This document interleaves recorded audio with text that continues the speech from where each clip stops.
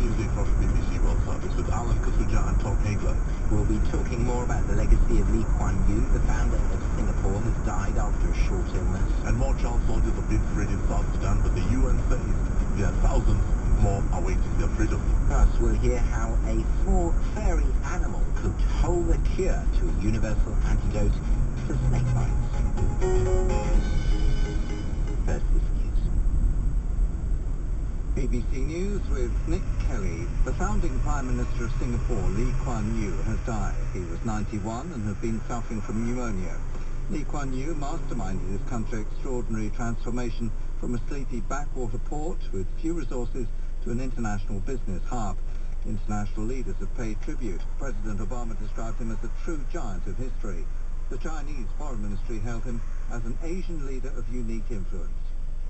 1 year after the Ebola outbreak was officially declared in West Africa, the head of the United Nations Emergency Response says he expects it to be over by the end of August. Ismail Wild Sheikh Ahmed told the BBC mistakes were made at the beginning of the outbreak, which he blamed on a lack of knowledge and a degree of arrogance. More than 10,000 people have died. The UN envoy to Yemen, Jamal Bonomo, has told an emergency meeting of the Security Council that the country risks sliding into a prolonged conflict similar to those in Syria, Iraq and Libya.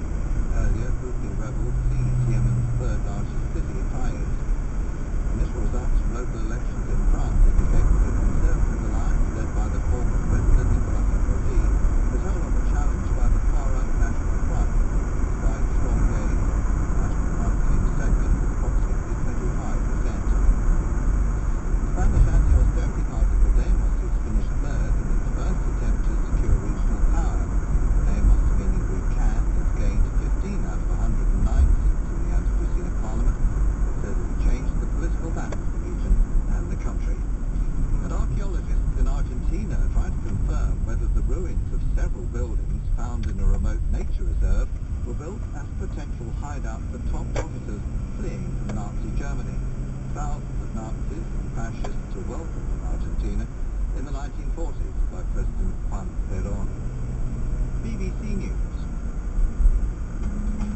Thanks very much, Nick. Hello, welcome to Newsday with Alan Kasuja and Tom Hagler. And in a moment we'll be talking to an author who's written about Lee Kuan Yew, and we'll be looking back at his legacy. We'll also be hearing about the female athlete accused of being a man and the animal who is immune to snake bites.